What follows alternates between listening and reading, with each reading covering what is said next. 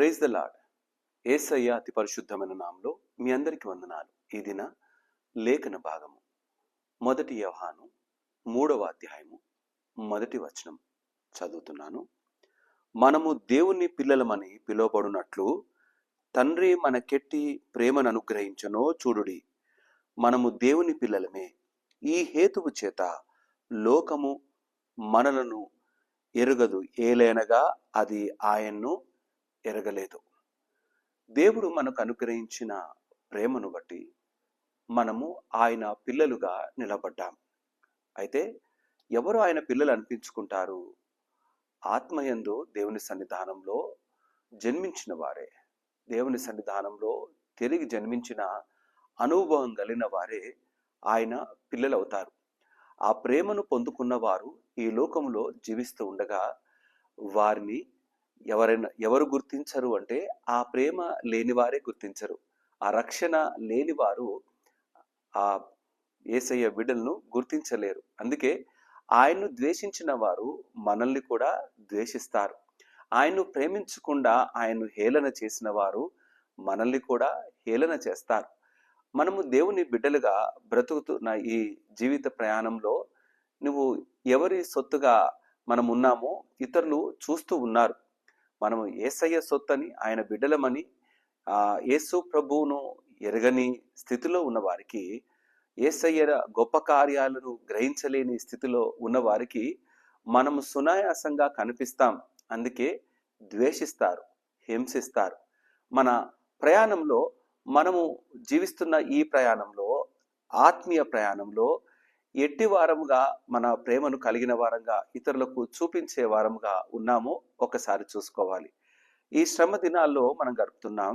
యేసయ్య కలువరి శిలువలోని ఆ శ్రమలను జ్ఞాపకం చేసుకుంటూ ఉండగా మన కొరకై ఆ శిలువలో చూపించిన ఆ ప్రేమను, ఆ క్షమను మనం కలిగిన వారంగా ఉన్నాం.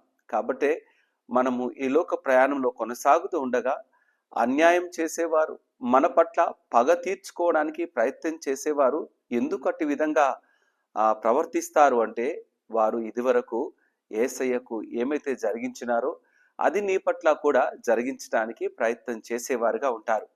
మన ప్రయాణంలో మనము యేసయ్యను పొందిన ప్రేమను, యేసయ్య ఇచ్చిన ప్రేమను కలిగి కొనసాగుతూ ఉండగా ఈ ప్రేమను చూసి తట్టుకోలేరు మనుషులు. ఆయన అసహించుకునే వారు దూరంగా వెళ్ళిపోతారు, మనల్ని దూరం చేసే ప్రయత్నం చేస్తారు. ఆయన పిల్లలుగా బ్రతికే అధికారం ఆయన మనకు ఇచ్చి ఉన్నాడు. ఈ యొక్క లేఖన భాగం ఒకటి జ్ఞాపకం చేస్తాను. యోహాను సువార్త 1వ అధ్యాయము 12వ వచనం. తన్ను ఎందరు అంగీకరించిరో వారందరికీ, అనగా తన నామమందు విశ్వసించు వారికి దేవుని పిల్లలగుటకు ఆయన అధికారము అనుగ్రహించెను. మనకు ఆయన పిల్లలగుటకు అధికారం ఇచ్చినాడు.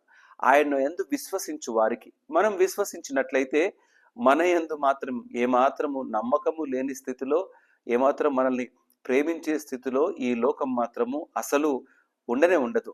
ఈ శ్రమల దినాల్లో మనము నేర్చుకునే పాఠము, నేను దేవుని బిడ్డను, ఆయన కొరకు బ్రతికే వాడను, నన్ను హేళన చేస్తారు, నన్ను హింసిస్తారు, నన్ను ద్వేషిస్తారు. అయితే ఈ ద్వేషము ఎప్పటి వరకు అంటే వారు దేవుణ్ణి తెలుసుకునే వరకు. ఒకవేళ తెలుసుకోలేకపోతే వారి కొరకు సిద్ధపరిచిన నరకము సిద్ధంగా ఉంది.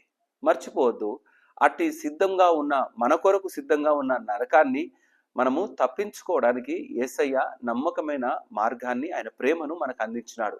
ఆయన్ను ఎరిగిన బిడ్డలుగా బ్రతికే జీవితాలుగా మనం ఉందాం. అంతే తప్ప ఆయన ఎరగని వారు మనల్ని ద్వేషిస్తున్న స్థితిలో మనం ఉండటానికి వీల్లేదు. నమ్మకంగా కొనసాగుదామా?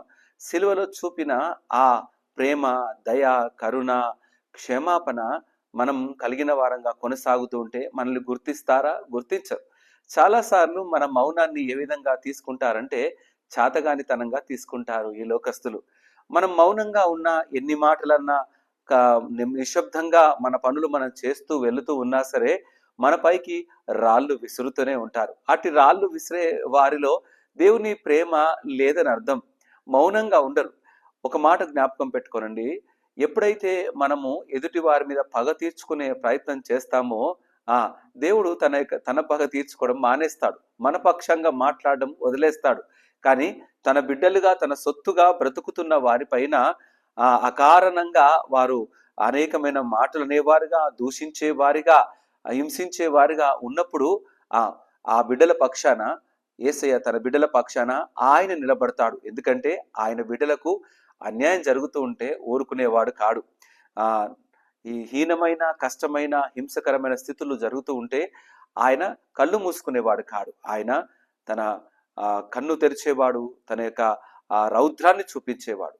నమ్మకమైన బ్రతుకులో మనం కొనసాగుదాం. ఎందుకంటే ఈ లోక ప్రయాణంలో మనం ఎంతగా దేవునికి సమీపంగా వెళ్తామో అంతగా మనల్ని ద్వేషించేవారు మన చుట్టూ చేరేవారుగా ఉంటారు. మర్చిపోవద్దు, ఇటు ప్రజల మధ్యలో సైతము, ఇటు అన్యాయస్తుల మధ్యలో సైతము మనము యేసయ్య కాపుదల కలిగిన వారముగా, ఆయన సొత్తుగా, ఆయన్ని ఎరిగిన వారముగా మనము నమ్మకంగా కొనసాగుదాం. మనకు ఇంకొకరితో పని లేదు. మన సేవ గూర్చిన మాట కానీ, మన విశ్వాస జీవితం గూర్చిన మాట కానీ, మన సంఘంలో మనకున్న స్థితిగతులను గూర్చిన మాట కానీ, ఎవరు ఎంత ఎత్తి చూపించినా వారి కొరకు మనం ఆలోచన చేసే పని లేదు. ఎందుకంటే వారు ద్వేషిస్తూనే ఉంటారు. కానీ యేసయ్య మనల్ని ప్రేమించేవాడు. మనం ప్రేమ కలిగిన వారం కొనసాగుదాం. ఎందుకంటే ఆయన రెక్కల నీడలో బ్రతికే ఈ బ్రతుకు, నమ్మకమైన బ్రతుకు ఈ ప్రపంచంలో మరెవరు ఇవ్వలేరు. ఈ మాటను దేవుడు దీవించి ఆశీర్వదించును గాక. ఆమెన్. తల ఉంచుదామా? కలిసి ప్రార్థన చేద్దాం. మా ప్రియ యేసయ్య, మీకే వందనాలు. నువ్వు చాలా నమ్మకమైన దేవుడవయ్యా. నా తండ్రి, నాయన నీ సన్నిధానములోని నీ యొక్క నా తండ్రి బిడ్డలుగా బ్రతికే జీవితాన్ని మాకు ఇచ్చినందుకు వేలాది స్తుతులు చెల్లిస్తున్నాం. నిన్ను ఎరిగినాము కాబట్టి, నీ ప్రేమ మాలో ఉంది కాబట్టి మమ్మల్ని నా తండ్రి నాయన ఈ లోకం మమ్మల్ని ద్వేషించేదిగా ఉంటుందని లేఖనాలు సెలవిస్తున్నాయి. ఎందుకంటే నిన్ను ద్వేషించినాయి, నిన్ను ఇష్టపడక సిలువ వేసినాయి. అయ్యా, అటు భయంకరమైన ఆలోచనలు మా పట్ల కూడా కలిగి ఉన్నారు. కానీ నా తండ్రి అటు బిడ్డల కొరకు మేము ప్రార్థన చేస్తున్నాం. క్షమించండి, హక్కును చేర్చుకొని తిరిగి వారికి నాయన అతని మాంసపు హృదయాన్ని అనుగ్రహించి నిలబెట్టుకోమని ప్రార్థన చేస్తున్నాను. మాకిచ్చిన అధికారమును బట్టి వందనాలు. నీ పిల్లలగుటకు మాకు అధికారం ఇచ్చిన్నావు.